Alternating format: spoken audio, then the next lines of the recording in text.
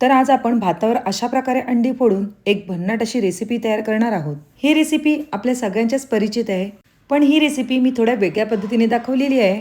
त्यामुळे ही रेसिपी कोणती आणि आपण कशा प्रकारे बनवली आहे हे बघण्यासाठी व्हिडिओ कुठेही स्किप न करता शेवटपर्यंत नक्कीच बघा। तर चला तर थेट रेसिपीकडे वळूया। तर सगळ्यात पहिले ही रेसिपी बनवण्यासाठी मी 1 कप एवढा बासमती तांदूळ घेतलेला आहे। तुमच्या घरी जो कोणताही तांदूळ उपलब्ध असेल तो तुम्ही घेतलात तरी या ठिकाणी चालणार आहे।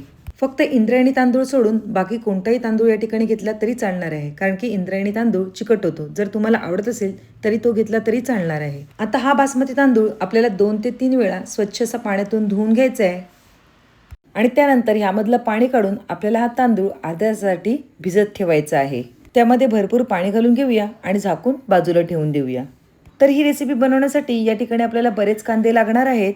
तर कांदे मी अगोदरच सोलून घेतलेले आहेत।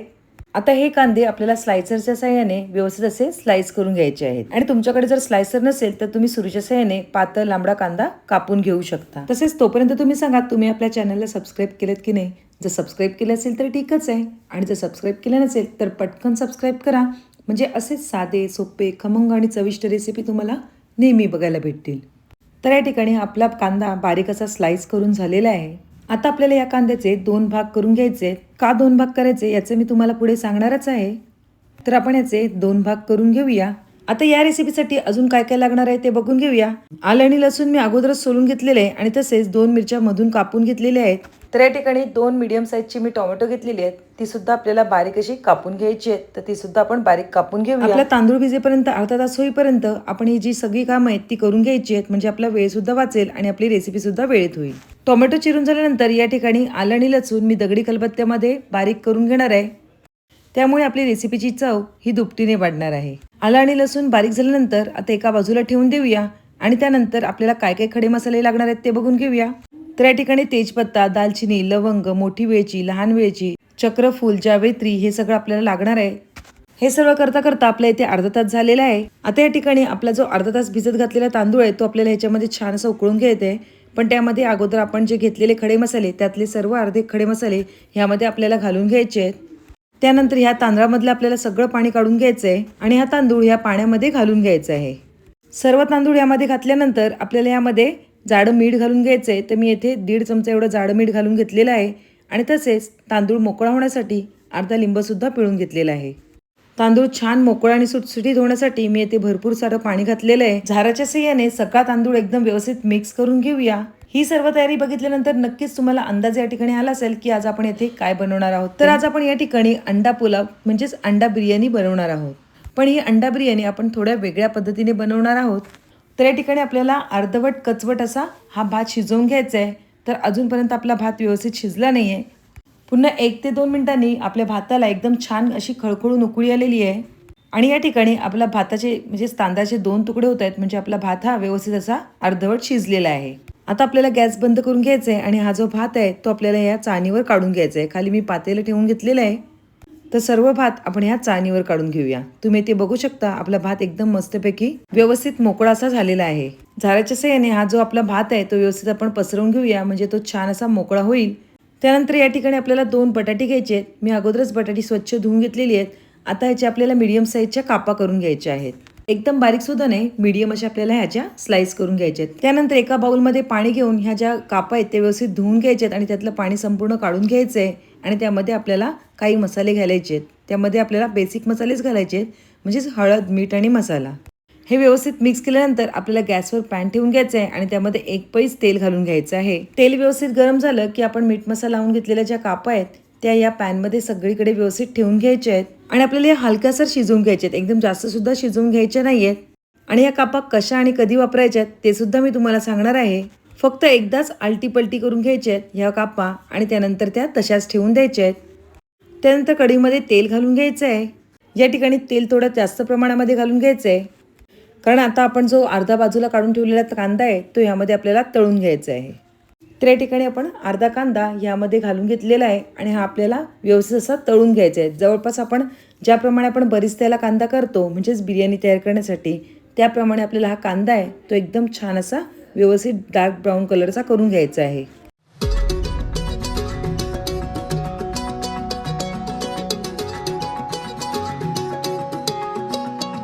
तर या ठिकाणी मस्तपैकी आपला कांदा आहे तो डार्क ब्राऊन कलरचा झालेला आहे. एकदम जास्त सुद्धा आपल्याला करपवायचं नाही, नाहीतर मग कांदा कडू लागेल. तर या ठिकाणी मी एक दुसरा झारा घेतला आणि त्यावर हे जे कांदा आहे तो संपूर्णपणे काढून घेतलेला आहे. एकदम परफेक्ट असा बरिस्ता आपल्या या ठिकाणी तयार झालेला आहे. आता त्यानंतर आपल्याला कढईमधलं तेल काढून घ्यायचं आहे. आता या ठिकाणी 5 ते 6 पळ्याच मी यामध्ये तेल ठेवलेलं आहे. त्यानंतर उरलेले सर्व खडे मसाले आपल्याला ह्यामध्ये घालून घ्यायचे आहेत. हे मसाले छान तडतडले की त्यामध्ये आपल्याला अर्धा चमचा एवढं हिंग घालून घ्यायचे. हे सर्व व्यवस्थित मिक्स करून घेऊया आणि यामध्ये आपल्याला 2 उभ्या चिरलेल्या ज्या मिरच्या होत्या त्या घालून घ्यायच्या आहेत. तसंच खलबत्त्यामध्ये ठेचलेली आलं लसणाची पेस्ट सुद्धा यामध्ये घालून घेऊया आणि पळीच्या साहाय्याने हे सगळं व्यवस्थित असं ढवळून घेऊया. अशा प्रकारे ढवळल्यामुळे आपले जे सगळे फ्लेवर आहेत ते या तेलामध्ये व्यवस्थित असे उतरले जातील. आता यामध्ये आपण बारीक चिरून घेतलेला जो लांबडा कांदा होता म्हणजे स्लाइस करून घेतलेला तो घालून घ्यायचा आहे आणि संपूर्ण कांदा छान असा सॉफ्ट होईपर्यंत आपल्याला हे परतवून घ्यायचं आहे. कांदा बऱ्यापैकी शिजल्यानंतर आपल्याला यामध्ये 2 मीडियम साईजचे आपण जे टोमॅटो कापून घेतलेले ते सुद्धा घालून घ्यायचे आहेत. आता टोमॅटो, कांदा आणि ही सगळी ग्रेव्ही एकत्रित एकजीव होईपर्यंत आपल्याला व्यवस्थित अशी मिक्स करून घ्यायची आहे. म्हणजे काय आपली जी अंडा बिर्याणी किंवा अंडा पुलाव करणार आहोत त्याला एकदम छान अशी टेस्ट येईल. तर या ठिकाणी कांदा आणि टोमॅटो एकदम छान असा मिळून आलेला आहे. आता यामध्ये आपल्याला काही मसाले घालून घ्यायचे आहेत. तर सगळ्यात पहिले अर्धा चमचा एवढी हळद मी घालून घेतलेली आहे. तसेच 1 चमचा एवढी धणा पावडर घालून घ्यायची आहे. अर्धा चमचा एवढी जिरा पावडर घालून घ्यायची आहे. या ठिकाणी मी 1 ते 1.5 चमचा एवढा गरम मसाला घेतलेला आहे तो सुद्धा घालून घेऊया. आणि आता या ठिकाणी 1 ते 1.25 चमचा मी या ठिकाणी लाल तिखट घेतलेलं आहे. तुम्हाला ज्याप्रमाणे कमी जास्त लाल तिखट पाहिजे त्याप्रमाणे तुम्ही याचं प्रमाण करू शकता. तसंच चवीपुरतं मीठ घालून घेऊया. आणि आता या मसाल्यांना छान तेल सुटेपर्यंत आपल्याला व्यवस्थित असे यावर तेलावर परतवून घ्यायचे आहेत. या ठिकाणी मसाल्यांना छान असं तेल सुटलेलं आहे. आता यामध्ये मी 2 चमचे एवढं दही घालून घेणार आहे. तुम्ही दही घातलं तरी चालणार आहे आणि नाही घातलं तरी चालणार आहे. हे पूर्णपणे ऑप्शनल आहे. फक्त जेव्हा दही घालणार असाल त्यावेळेला आपल्याला गॅसची फ्लेम ही एकदम कमी करायची आहे. त्यामुळे आपलं जे दही आहे ते अजिबात फाटणार नाही. यामध्ये आपण थोडीशी बारीक चिरलेली कोथिंबीर घालून घेऊया. तसेच आपण तळलेला बरिस्ता आहे त्यातला थोडासा बरिस्ता आपल्याला यामध्ये घालून घ्यायचा आहे आणि पळीच्या साहाय्याने सगळं बॅटर एकदम व्यवस्थित असं मिक्स करून घ्यायचं आहे. ग्रेव्हीला छान तेल सुटलेलं आहे. आता ह्याच्यातली जी अर्धी ग्रेव्ही आहे ती आपल्याला एका बाजूला काढून घ्यायची आहे. ह्या स्टेजला आपल्याला गॅस पूर्णपणे बंद करून घ्यायचा आहे आणि आपण जो शिजवलेला भात आहे म्हणजेच राईस आहे त्यामधला अर्धा राईस म्हणजे थोडासा राईस ह्यावर घालून घ्यायचा आहे.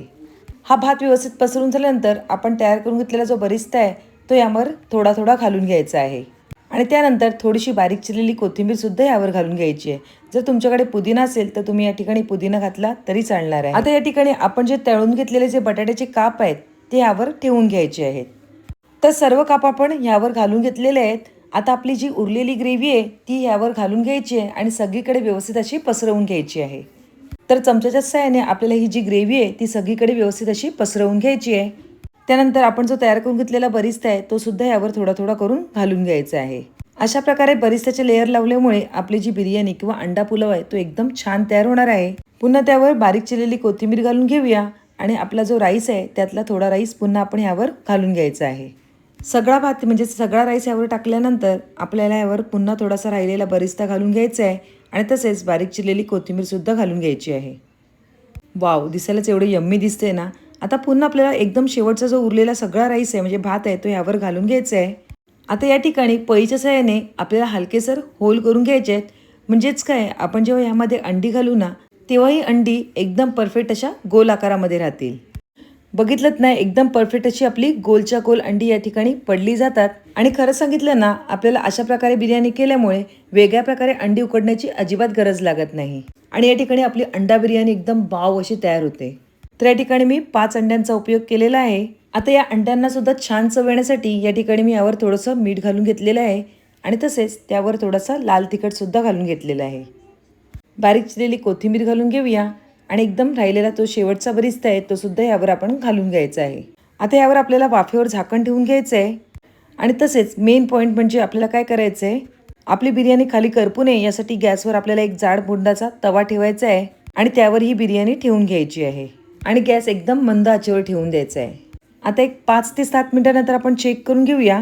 तर या ठिकाणी थोडीशी आपली ओलसर अंडी लागत आहेत.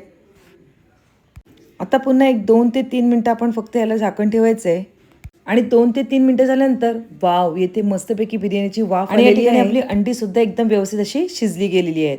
तरी आपण सुरीच्या सहाय्याने चेक करून घेऊया. बघितलेत ना, या ठिकाणी आपल्याला अंडा बिर्याणी बनवण्यासाठी वेगळ्या प्रकारे अंडी शिजवायची अजिबात गरज लागलेली नाहीये किंवा अंडी सोलायची सुद्धा काही गरज लागलेली नाही. आणि तरी सुद्धा आपली बिर्याणी एवढी वाव तयार होते ना, नक्कीच तुमच्या घरी तुम्ही एकदा ट्राय करूनच बघा.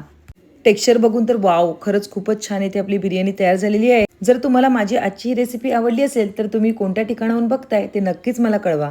तसेच तुम्हाला माझी आजची ही रेसिपी आवडली असेल तर पटकन एक लाईक करा आणि तसेच तुमच्या फ्रेंड्स आणि रिलेटिव्ह सोबत आपली ही लिंक शेअर करायला अजिबात विसरू नका. म्हणजे ते सुद्धा त्यांच्या घरी अशा प्रकारे अंडा बिर्याणी नक्कीच तयार करून बघतील. पुन्हा एक नवीन रेसिपी घेऊन येऊया. तोपर्यंत बाय बाय. थँक्यू.